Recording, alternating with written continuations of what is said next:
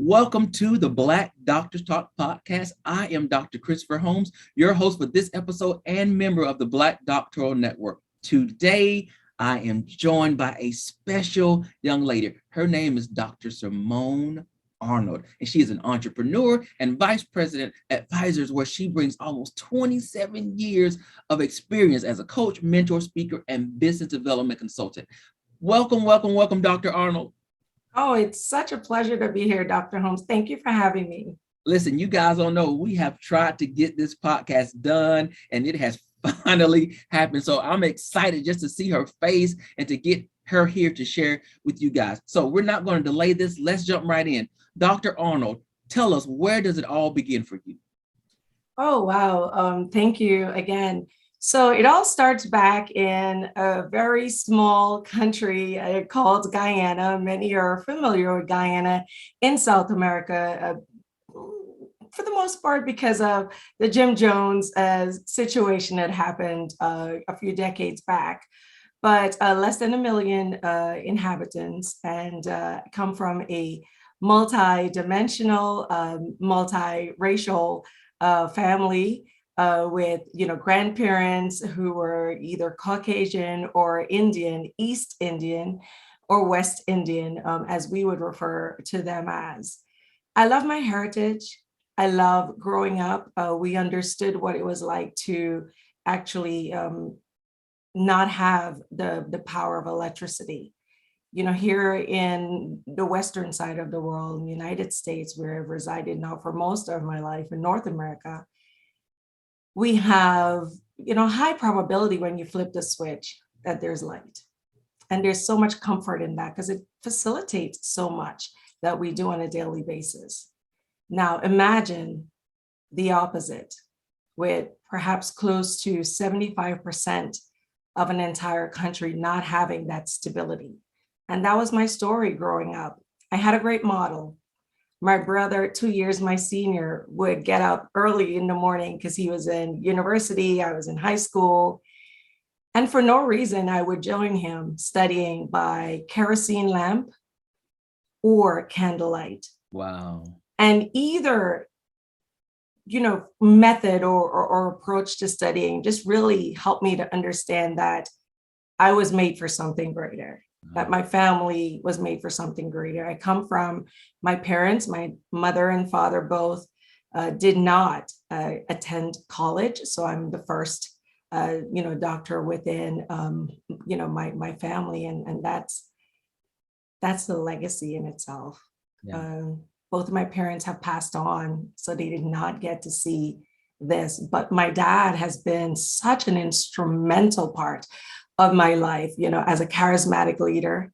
He would engage with people. He understood what it meant to have a vision and to set a vision. And he was also in the Guyana Defense Force. So we had discipline in any form of making commitments. You stick with it. Your word was your bond. And you show up. If the meeting is 10, 9:55, you're late. So we grew up with those, tendencies. My brother, when we migrated to the United States, my brother joined the US Army. So that was a continuity, I think, for my family. But he did that because our parents couldn't afford for all of us to go to school. And it really touches me because that was a sacrifice that he did, that he would send money home to help with the finances as my parents contributed to my education. And so that has remained, with me. I'll share with you just a few more things and then we can continue. But it's oftentimes really interesting to understand more about a person, more about their heritage. And for me, the honor really goes to my family because I've always had support. I remember having, my husband's and I first daughter, and I was in the middle of my undergraduate. And everyone thought, oh no, this is going to stop her. Mm-hmm. She is going to impact her career. I remember my mother-in-law telling my husband, what have you done? You are going to create a devastating, impact. And they were afraid that having a child, late 19s, early 20 years old, we were already engaged, but we wanted to hold off on getting married until we were done with our undergraduate studies. But they felt and they knew that the struggle would be real in having a child and managing a career. Luckily for me, I had that support. And between both sides of the grandparents, they would fight to keep our first child. And so I made use of the time. I've always made use of the time. And I use that, we always see those quotes that say we all get the same 24 hours a day. And mine was applied into the future person that I've become, because it always was on my vision board to achieve, where I'm at. But the glory goes to my mom and my dad, not only because they couldn't achieve it, but that they definitely had the foundation and they were watering me as a seed buried very deeply in the earth. And they provided enough sunlight and enough, oxygen and all the other elements that was needed to help me shine. So I am the fruit of that labor, and I am forever honored by that support. Wow, that is a beautiful story. You just honored them in such a beautiful way. You really definitely paid tribute to how they invested and believed in you. And I think, and we just met, that's going to show, and it definitely shows in everything that you do and how you interact with people, which is why you are a coach and a mentor for so many people, because you understand what it means to have relationships that are meaningful and bountiful. So, wow, see, we can talk already. See, we're going. So let's continue. So you're an undergrad, you finish, and then you begin to enter into this world of business. Had you always had an interest in business?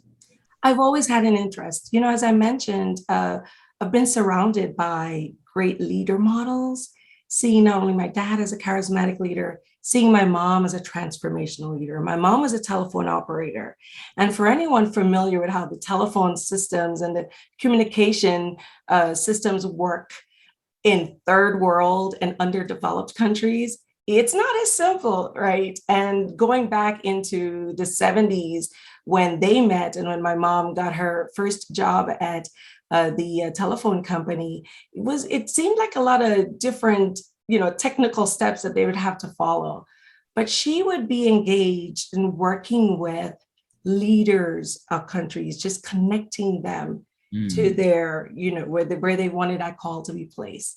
And her voice transcended. And so we learned from watching our mom interact with individuals when they would show up at our home to say thank you for her job, for her really doing the best. She reminds me of what business represents when they say to smile with your voice. My mom did that. And so we learned not only on how it is to take the vision, but how to connect with individuals, so much so that people would travel. And if they had business in Guyana, they would make it their business to see my mom. So I've always been fascinated with the connection of people first. No organization thrives until we truly understand what an individual is going through on a daily basis, and then how you can empathize with them or just help them grow. I've always been fascinated with watching leaders connect with me and bringing out a better me that I didn't even know existed, right? And that's that transformational stage. And also leaders leaving this indelible mark that I can remember the names of those individuals that said something to me when we were in a crisis mode. We had major impacts, might have been visible to a customer, or systems were down, frustrations were high, but they balanced their temper.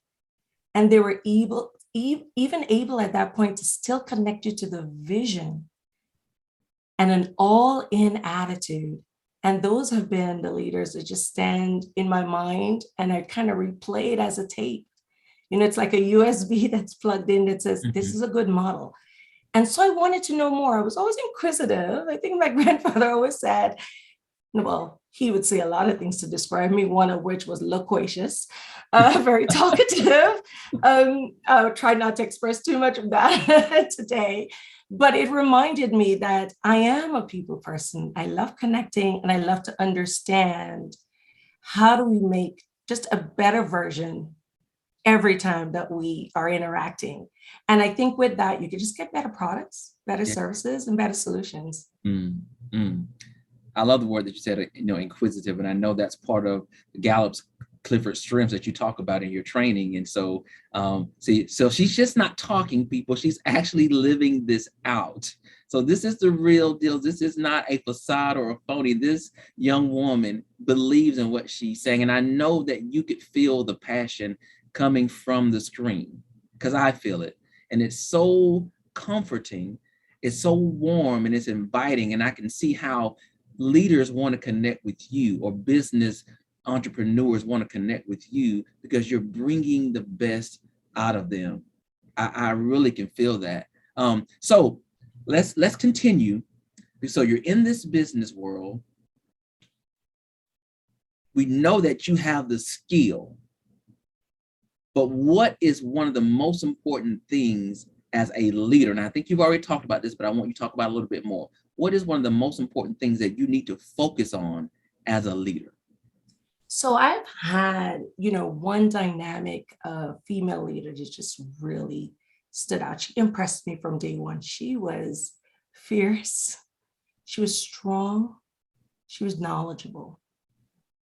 And what she taught me was, in order to get your strength, and strength is really that near a perfect performance that we all aspire to, we need two things. And we need that like a multiplicative, right? Or we're going to make an equation. So I'll give you the equation. So it starts with talent. It's how I feel, how I think, how I act, times the investment. So the investment would be, how much time do I use to develop that skill? And how much knowledge have I gained? So talent times investment equals strength, or that near perfect performance. That has resonated with me.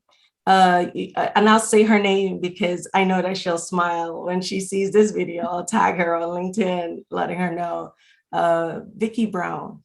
She was our chief operating officer, and she was a leader of my organization for perhaps, I would say, for more than a decade. And having that close-up opportunity with a leader that you can walk away knowing that you understand that there are many formulas, but this was one formula I felt that really stood out. It was consistent. And I think any of us that are looking at leaders, we want consistency. You don't want them, sliding across the scale like a pendulum and doing different things when the situation requires consistency. So I've admired that. And I think that that's one of the greatest things that I carry with me, because I'll ask myself, do I know enough? Am I spending enough time to understand the product, or understand the person, or understand the group, right? If it is a diverse group, because then that brings in a whole new set of dynamics. And we hear a lot of talk these days, right, about inclusion and diversity. And it's so near and dear to me because I was raised that way. Yes. Having my grandfather, my father's father was Indian. My great grandmother was Caucasian. And so we have the whole spectrum. And it's not just because we have it within our bloodstream, but we make it an important part of who are we conversating with, who are we inviting to that table, who do we know has been intentionally left out, and we're not afraid to say that person is missing from this, or I'll go get them and make sure that they know that I'm a sponsor, I'm advocating for their presence. And so they need to shine, right, and show up because now they have additional support. But it's really just being an advocate and applying that formula, I think, just every day, and being consistent with it. And what I hear you saying, I'm looking at one of some of the things that you focus on. And so besides being inquisitive, when you say looking to see who's missing at the table, that kind of goes into this aspect of being responsible, Yes. ensuring that everybody that's needed to see this through, you're advocating for those people to be present and have a voice. One of the things that I say to my mentees, and I mentor, folks will come to me. Last year, I felt so bad. It really hurt because I never like to turn anyone away. One of the hardest things is for me to say no. It's something I continue to practice, and people who know me will be looking at me and they'll know, it's something that I struggle with. But I realized over maybe the last decade, it's something I continue to work on. And I think that that's where we know that we're evolving, that we keep getting better. Yeah. We understand the areas of opportunity or weaknesses, and we make them strengths so that, you don't have to come out and say no. Maybe it's a strategy that you stall and say, let me think about that a little bit more, or I need a little bit more time to understand how that fits into my priorities. And sometimes, right, you just have to say no because, Right. It's just a dumping ground, or it's not something that's going to fit into your value system. But, altogether, it's ensuring that we have the voiceless be voiced, right? Voice up, not being afraid to speak up, not being afraid to ensure that they know that the innovation or the creativeness is coming from you. Sometimes in my career, I'll share this because I think this is something that's not just unique to me, but could be widespread across many Black female, executives. Sometimes I'll say something in a call and I swear there's, someone else says it and they get heard. And I'm thinking, am I the ventriloquist? Like I know I said that. And I'll share with my mentors. I do a lot of in-house speaking and of course, a lot of, outside of my firm speaking as well.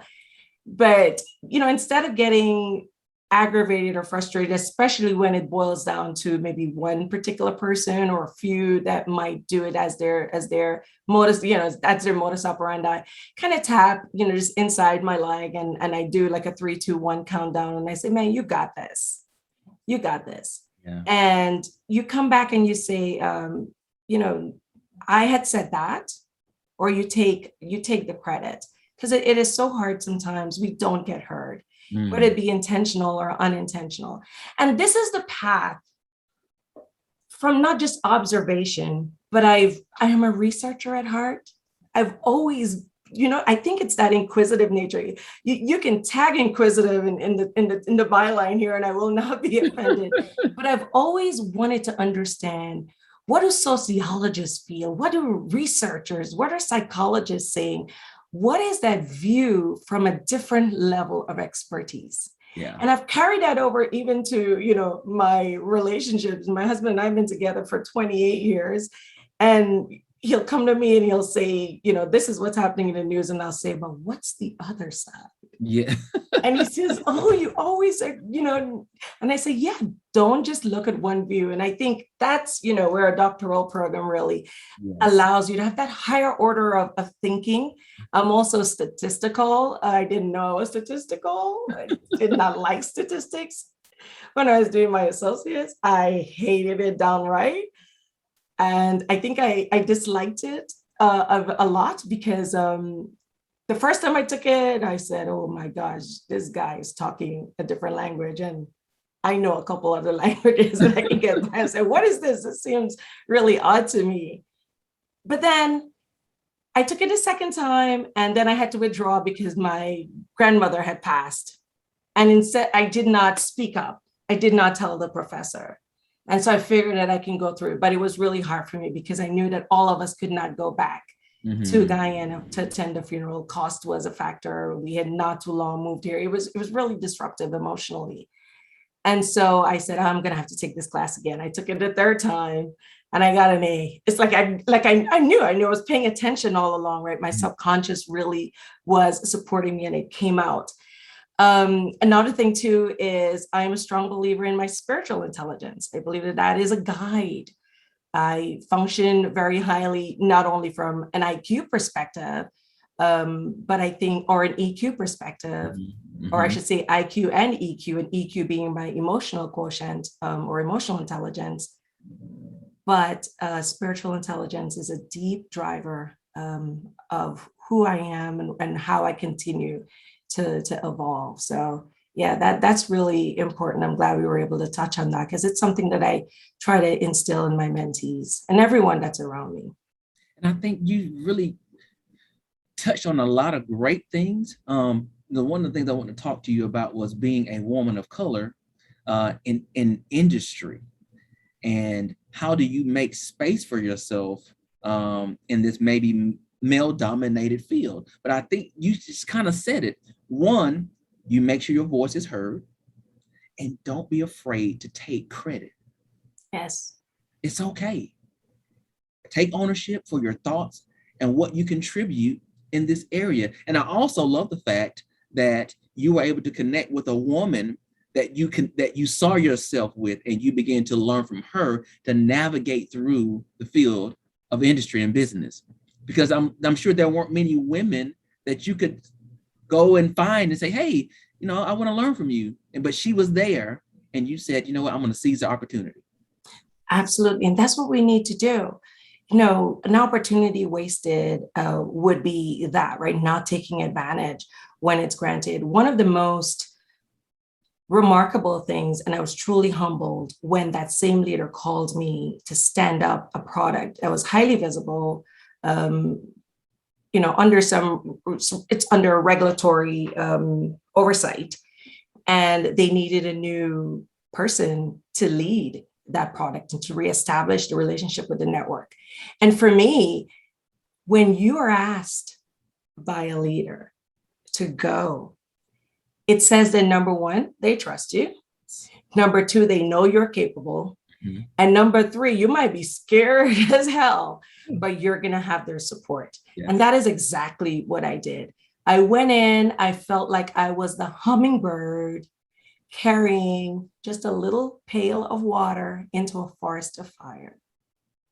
And I paint that analogy because everything was wrong. Everything was disheveled. And yet everything needed to be fixed in a very short time frame. Mm-hmm. And I think what it unearthed in me is exactly that. I went back to my Clifton Strengths and I said, who are you, Simone? And what do you bring to this organization? They believe that you can do this. And so I replayed in that little USB chip. I've done it before. Yeah. I had come back from maternity leave with my second child, a girl. And within 2 days, they asked me to work on one of the biggest conversions of one of the networks that we were rolling out. And I'm thinking, man, I just came back from leave, right? And personally, these are the things that women go through. I had made a commitment to my family that I wanted to breastfeed. Yeah. And so I needed to understand, how was I going to do that and be at work for a conversion that would require longer hours?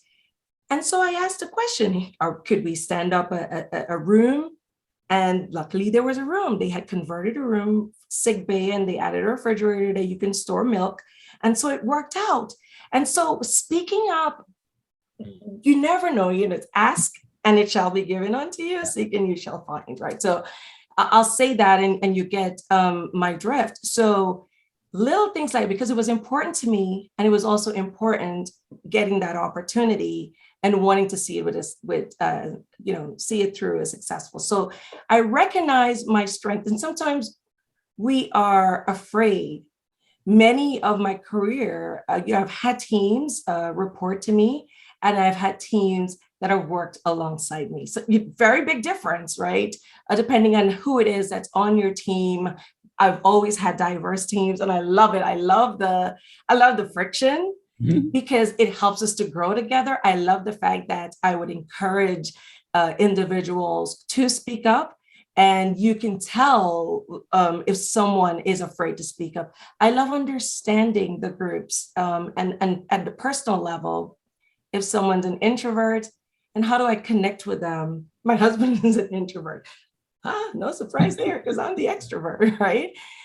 So it's understanding when you have to do the ebb and flows. And I think that's what really makes it dynamic, is just really investing that time in growing with the team. I've been told, I believe that I knew, and it's because I've done, the assessments, the Clifton Strengths, and several of the, leader assessments over the years. But when you're told that you're a good listener and appreciated for that, it's a warm feeling, it's a fulfilling feeling. And I think it really helps me in my success, because not only am I listening, I'm also looking at body language. I'm trying to understand where that message is coming from and know when to dig a little bit deeper. Sometimes there's just not enough time, right? Your leaders don't have enough time. And so you're getting pitched. I told my leader I should get the Volunteer of the Year award, because he'll always volunteer me. He'll say, Simone raised her hand for them. No, I didn't, but okay. But it's having that flexibility of going where the need is, right? Even if it is into that fire and all you have is one little pail of water and you seem like you just can't out it. It can be outed, because before you know it, you just galvanize individuals and engagement, and then everyone's excited, because you start from the bottom and you start doing one little piece at a time. Yes. I'm not afraid of feedback. And that's one of, the things too, that I'm not afraid of feedback.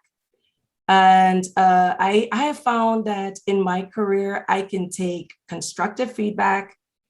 And I'll tell you, sometimes it's hard, but the leader that I told you about, she would give it to you. Yeah. And what I said, look, she's trying to make me a stronger individual, a better individual, a more wider perspective individual. And so I think what I've learned through the experience is just the same as here in the US, you flip the switch, the light comes on 99.9% of the time. Back home, you flip the switch, depending which region you're in, you may or may not get it. But I found the best out of either situation. And so I figure, if you're going to get feedback, why not just turn that into a positive? Turn it into a positive. If you get something that says, hey, I really needed you to act a little bit more independently, there's the side of me that says, well, I thought I did, and I know I did. But then I said, wait a minute, they just want a little bit more. Fire it up, do a little bit more. And I wish for that. I share my experiences with my mentees. I keep it real. I try to be transparent, because as you asked, there's few of me. It's one of the most compelling reasons that made me not just express the desire to my family to venture into the doctoral program. I'm probably one of the few, I'm going to say lucky. I don't think luck has anything to do with it, but one of the few lucky ones that I went in with an idea, far-fledged concept. You put it on a kaleidoscope, it really had all the colors, because I really didn't know. We don't know what we're doing. We just think we know. But as I evolved and I grew and I learned as a practitioner, scholar, and leader, and being in this unique role as an executive, I was able to say, hey, now I have true evidence. I have some facts. I have researchers that have studied this decades before me, hundreds of years before me. I'm a big Daniel Goldman, fan for emotional intelligence, and that's an area that I studied. Why? Because I had been reading, and as I curated all this knowledge, I had learned that within minorities, we possess higher emotional intelligence, which really boils down to, how do you control, manage yourself? And then how do you connect with others to bring out the best? That's my, you can read the books and you probably have a 200-page, dialect on how that is, how that can be expanded. I think that's the simplest way, because I really want the folks, that are joining us today and in the future to really connect and to stay connected with this podcast group and with me, right? Through my website and my Facebook. I'd love to be connected, and we'll share that information at the end. But when I found that piece of nugget, I started to dig more within the high-tech sector to try to understand, which is where I'm in, technology, banking, financial services. It's hybrid. I wanted to understand, well, if this holds true, that minority women and men possess high emotional intelligence, and emotional intelligence is said to deliver stronger bottom lines and outcomes, better performance for organizations, better margins, better profits, better revenues. It goes on. Why do we continue to be underutilized? And because I'm so goofy with data, the Bureau of Labor Statistics has projected a 4% growth for the high-tech region. And that growth is going to be based on workers who are minorities, who are skilled minorities. So within the high-tech, we've always sat at a cutting edge. I love that part about my job. We know and products are on that cusp, and we're building it for consumers. And we're trying to walk the storyline and walk the path of how is this customer going to just tap on the machine, the little contactless feature. Mm-hmm. They don't know all the stuff that goes on behind that transaction. We do. And we have to get it right the first time. Otherwise, it becomes disruptive, right? It becomes the friction that you hear about and the noise, and our customers are unhappy. And an unhappy customer means you didn't deliver. Right. So in order to have that, high quality products and services, the continuous improvement that we talked about, right? I'm Six Sigma. I love it. I love learning. I love continuous learning. So having that opportunity, seeing those little nuggets within the research, it was imperative that I study how I could contribute to that body of knowledge for the high-tech sector. And so I did something unique. I studied 5 to 6 of the key technology areas, the states within the US, Texas, New York, New Jersey, Florida. You can pick up my dissertation and read it.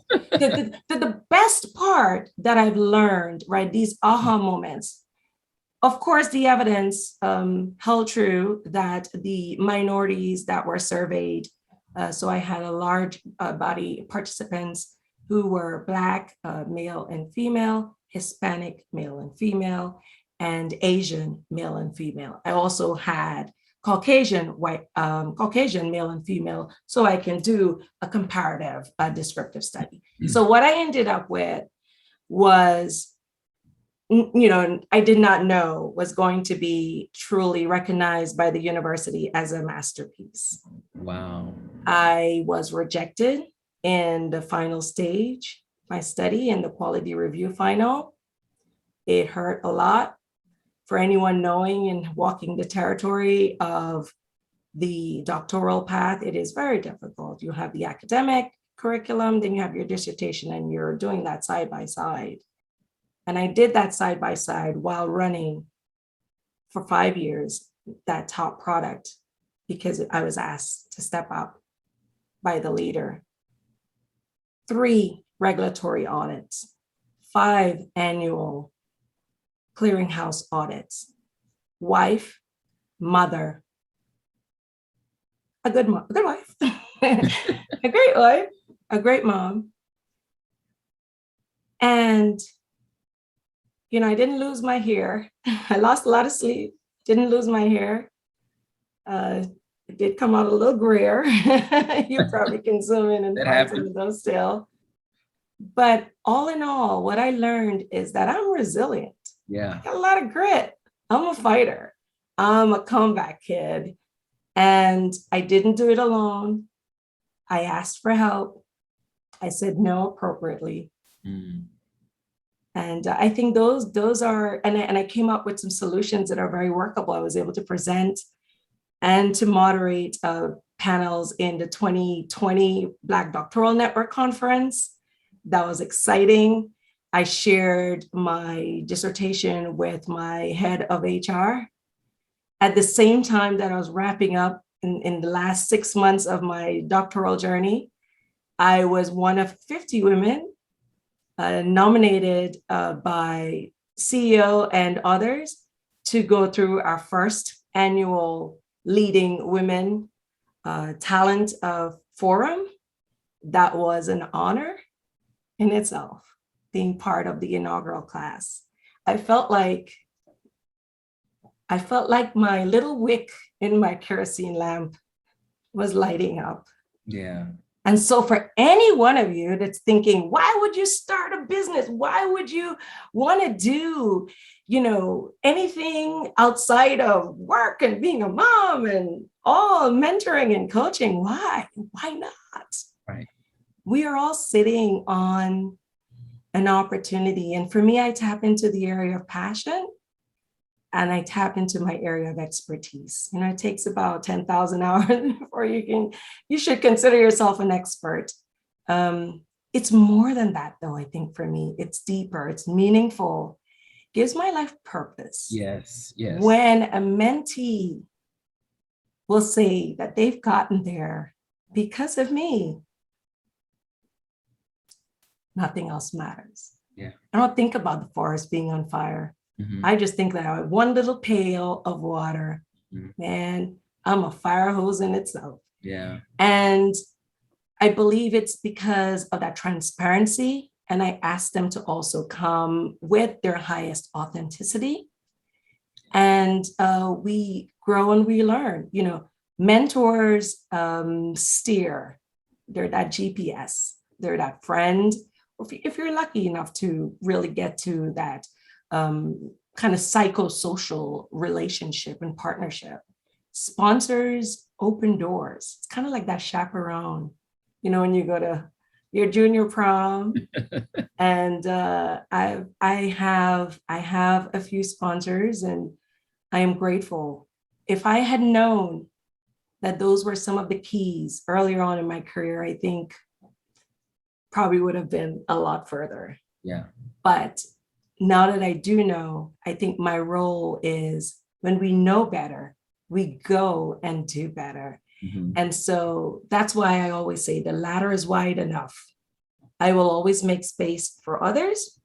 And so I invite you to learn more at info@motivate.com. That's MOTIV-EIGHT, motivate.com. You can also check me out on LinkedIn. I keep my profile updated. It is Dr. Simone Arnold. It's Simon with an E. My grandfather was Simon. If you call me Simon, I won't be offended. It gives me a nice warm feeling. Oh, my grandfather. Simon with an E, Arnold, as in, hey, Arnold, a character. And also on my website, www.motivate, MOTIV-EIGHT.com. 8, because I will help you deliver excellence for infinity.